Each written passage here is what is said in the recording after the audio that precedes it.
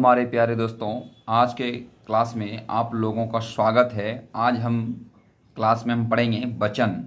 वचन किसे कहते हैं, वचन के प्रकार को पढ़ेंगे, वचन के कितने स्टेज होते हैं, सबके बारे में पढ़ेंगे। उससे पहले हम एक मोटिवेशनल लाइन बता रहे हैं। देखिए, आप खुद से बन रहे हैं इसलिए समय लग रहा है, हमें ज़िंदगी बनाई नहीं मिली है। आप खुद से बन रहे हैं ना, इसलिए समय लग रहा है, हमें ज़िंदगी बनी बनाई नहीं मिली है। ठीक है, अब चलते हैं वचन। वचन किसे कहते हैं? देखिए, जिससे उसके उस शब्द के एक या अनेक होने का बोध हो उसे वचन कहते हैं। ठीक है, वचन जिससे उससे उस शब्द का एक या अनेक होने का बोध हो उसे क्या कहते हैं? वचन कहते हैं। अब लड़का है, लड़के हैं, गाय है, या तो एक या तो उससे अधिक होने का बोध मिलता है, हमें ज्ञात होता है, तो उसे हम वचन कहते हैं। आगे बढ़ते हैं, क्या है वचन के प्रकार। हिंदी भाषा में वचन के दो प्रकार हैं। कितने प्रकार हैं? दो प्रकार हैं। संस्कृत में तीन प्रकार होते हैं, एक वचन, द्विवचन, बहुवचन। लेकिन हिंदी में क्या होता है? दो वचन थे, एक वचन और बहुवचन। अब चलते हैं एक वचन क्या है। एक वचन क्या है?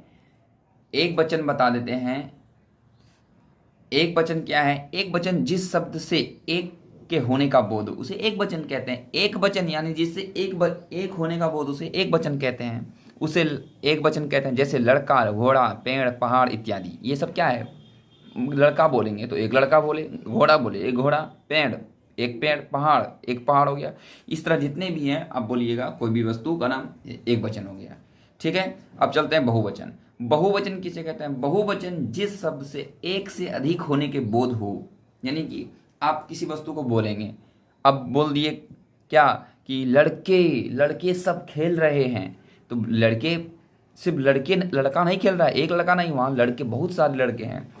तो जिस शब्द से एक से अधिक होने का बोध हो उसे बहुवचन कहते हैं। जैसे लड़के, घोड़े, बालिकाएं, नदियाँ इत्यादि। एक वचन से बहुवचन बनाने का नियम। एक वचन से बहुवचन बनाने का नियम। अब देखिए, एक वचन से बहुवचन बनाने का नियम क्या है। इसमें दो होते हैं, एक निर्विभक्ति और एक स्वविभक्ति। आगे पढ़ेंगे स्वविभक्ति, पहले हम निर्विभक्ति पढ़ लेते हैं। निर्विभक्ति का अर्थ है, देखिए निर, इसके आगे क्या उपसर्ग लगा है? निर। निर का अर्थ है नहीं और भक्ति का अर्थ है कारक, यानी वह संज्ञा जिसके साथ साथ कारक चिन्ह नहीं है। आगे समझाते हैं आपको, ये बहुत। एक है स्वविभक्ति। नियम दो क्या कहता है? स्वविभक्ति। स्व का अर्थ होता है साथ और भक्ति का अर्थ होता है कारक। वह संज्ञा जिसके साथ कारक चिन्ह है, और उस निर्विभक्ति में क्या था? कारक चिन्ह नहीं है। तो ये हो गया आपका स्वविभक्ति। अब कारक चिन्ह कौन कौन सा है? ने हो गया, पर हो गया, में हो गया, से, को, ये सब क्या हो गया? कारक चिन्ह हो गया। आगे बढ़ते हैं। अब जो है निर्विभक्ति रूप का पहचान। निर्विभक्ति रूप का पहचान कैसे करेंगे?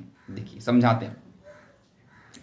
निर्विभक्ति रूप का पहचान कैसे करेंगे? आकारांत पुल्लिंग संज्ञाओं में आ के स्थान पर ए लगाकर बहुवचन बनाते हैं। देखिए, निर्विभक्ति रूप में क्या बोल रहा है? आकारांत जितने भी शब्द हैं, आकारांत वाला, इसमें आकारांत शब्द में आ को जो है ना, आ को हटा देते हैं और आ के जगह पे क्या लगाते हैं? ए लगा देते हैं। ए, ये जो एकार है, बहुवचन बना देते हैं। जैसे लड़का है, यहाँ पर तो लड़का है, ये जो आकारांत है इसको हटा देंगे। देखिए, इसको, ये अंतिम अक्षर क्या है? का। तो का को दो भाग में तोड़िए, क, और इसमें क्या जुटा हुआ है? आ भी स्वर है। तो ये आ को काट देंगे और इसके जगह पे ए लगा देंगे, तो क्या हो जाएगा? लड़के हो जाएगा। ए कार लगा देंगे, ये जो आकार की मात्रा है नहीं लगाएंगे, उसके बदले में ए कार लगा देंगे। देखिए समझेंगे? अब जो है ये लड़का जो शब्द है, आकारांत शब्द में आपको यहां देखिए समझाते हैं। देखिए, आकारांत में कमल है, ये अकारांत है। अकारांत और इकारांत में, अब देखिए कमल है, कमल में भी क्या करना है? लौ को तोड़ना है दो भागों में, और इसको कमल में क्या हो जाएगा? इसको तो कमली हो जाएगा। क्या हो जाएगा? कमली। इसका लिखे नहीं है क्या?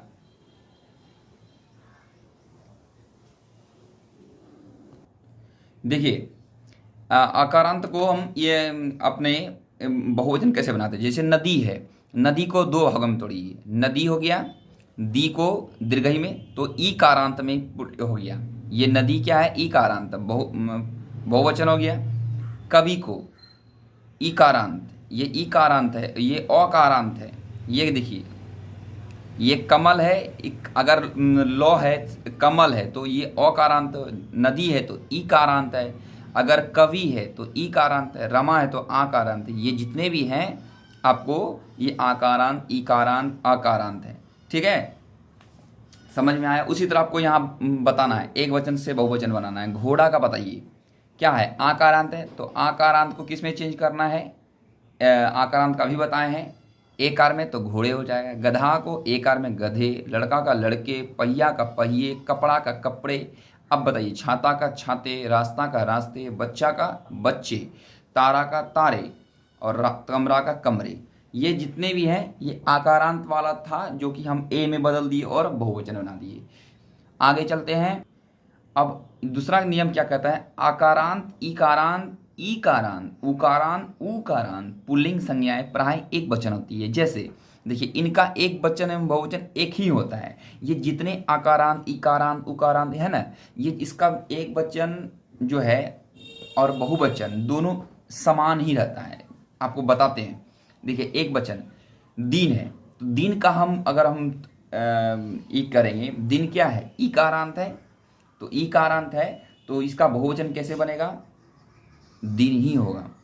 फूल का बहुवचन फूल ही होगा। हाथ का बहुवचन हाथ ही होगा। अभी आपको कैसे होगा हम आपको बताते हैं। अभी भालू का बहुवचन भालू ही होगा, हाथी का वचन हाथी ही होगा, भाई का बहुवचन भाई ही होगा। अब आपको बताते हैं, जैसे अब ये कैसे हो गया कि सेम सेम एक वचन और बहुवचन दोनों एक ही कैसे हुआ। देखिए फूल खिला था, ये क्या है, एक वचन है, इसको बहुवचन बनाइए। बहुवचन बनाएंगे तो क्या बोलेंगे, फूल, फूल को हम फूल ही लिखेंगे। क्या क्या बोलेंगे, फूले खिले थे, ऐसे थोड़ा बोलेंगे, ऐसा नहीं बोलते हम लोग। फूल खिला था एक वचन होगा, फूल खिला था। इसका बहुवचन बनाएंगे क्या होगा,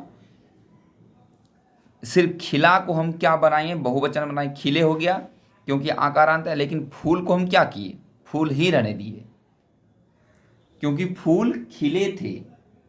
समझे, हाथी नदी में नहा रहा था, तो हाथी का हाथी होगा, हाथी नदी में नहा रहे थे।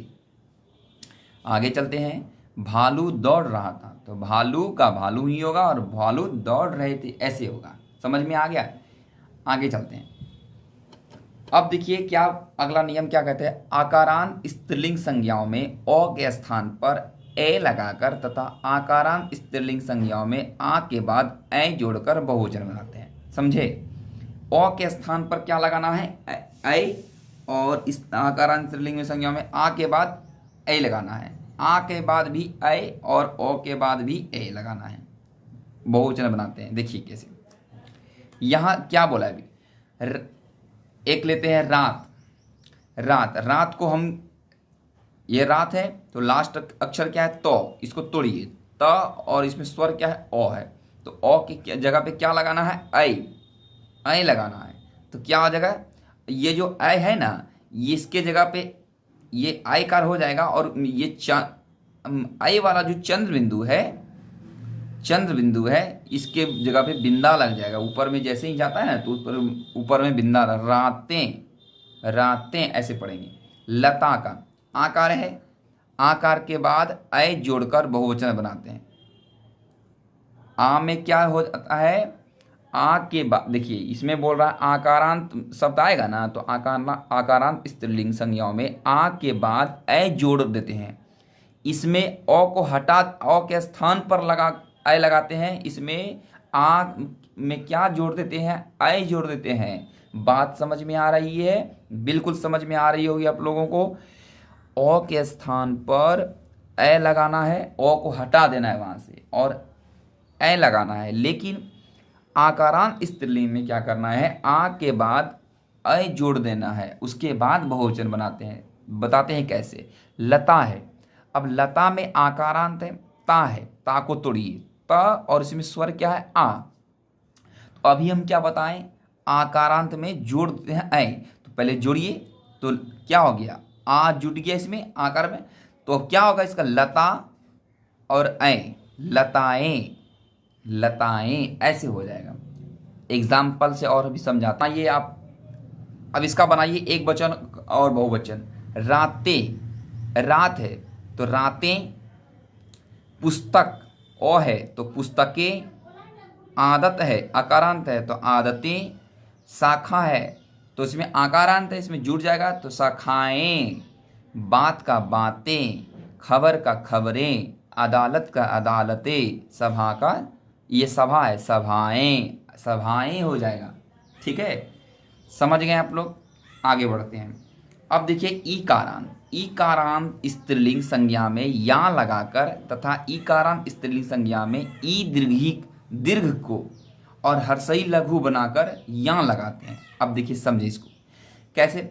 इस ये आपको पढ़ने के बाद समझ में नहीं आएगा, लेकिन आपको उदाहरण बताएंगे तो उदाहरण से समझ में आ सकता है। देखिए स्त्री, स्त्री है तो स्त्री ईकारांत है, स्त्री ईकारांत है। स्त्री में देखिए हम क्या कर रहे हैं, ई प्लस या, क्या बोल रहा है, स्त्रीलिंग संज्ञा में या लगाकर, या लगाकर ईकारांत स्त्रीलिंग में दीर्घ को हर्षई लघु बनाकर या लगाते हैं। अब देखिए या है, जैसे रीति, ये ईकारांत, एक ईकारांत लिए रीति, आरीति में क्या जोड़ दिए, क्योंकि यहाँ पर लास्ट में अक्षर ती है तो इसको तोड़ेंगे तो हर ईकारांत है उसमें क्या जोड़ेंगे, या जोड़ेंगे, या लगाते हैं, रीतियाँ। अब ये दीर्घिकार लेते हैं ईकारांत वाला, इसमें नदी दीर्घ है तो इसमें भी नदियाँ। अब उसी तरह बनाइए आप इसको, देखिए यहाँ आप समझा भी दिए हैं। नदी को तोड़िए, नदी ये हो जाएगा, इसमें जोड़ देंगे या जोड़ देंगे, नदियाँ। अब इसको बनाइए, घड़ी घड़ियाँ, गाड़ी गाड़ियाँ, रीति रीतियाँ, धोती धोतियाँ, दरी दरियाँ, नीति नीतियाँ, है ना। जितने भी हैं सब में यहाँ लगाते हैं, घड़ी घड़ियाँ, घड़ियाँ, सवारी सवारियाँ, नदी का नदियाँ, जितने भी हैं ये आपको हम समझा दिए। आई होप कि आप लोग समझ गए होंगे। फिर आगे चलते हैं। अगर ये नियम क्या बोलता है, उकारांत स्त्रीलिंग संज्ञा में अय लगाकर तथा उकारांत स्त्रीलिंग में दीर्घ को ऊ लघु बनाकर अय लगाते हैं। जैसे ऊ प्लस ए, ऊ को हम क्या लगाएंगे, हर्षहु प्लस अय। जैसे एक वचन लेते हैं वस्तु, ये हर्षुकार है उसमें क्या जोड़ेंगे, अय जोड़ेंगे तो वस्तुएं। ये बहु है दीर्घकार है इसमें अय जोड़ देंगे तो बहुएं। ऊ में भी अय लगाएंगे और दीर्घ में भी अय लगा देंगे, वधु वधुएं।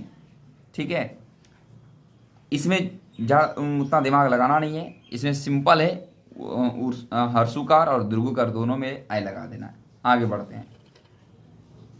देखिए किसी या अंत वाली स्त्रीलिंग संज्ञा में या के ऊपर केवल चंद्र बिंदु का प्रयोग करते हैं। जैसे देखिए जितने भी या वाला आएगा ना शब्द, उसमें ऊपर में चंद्र बिंदु लगा देना और बहुवचन बना देना है। तो जैसे चिड़िया है, अब या है तो ऊपर में आपको चंद्र बिंदु लगाना है, चिड़िया। बुढ़िया बुढ़िया, गुड़िया गुड़िया, डिबिया डिबिया, ये जितने भी हैं ये सब आपको बता दिए। जितने भी 6 नियम थे, 6 नियम बता दिए। आई होप कि आप लोग समझ गए होंगे। और इसको बिल्कुल दोबारा वीडियो को पॉज करके आप देखिएगा, बिल्कुल समझ में आएगा।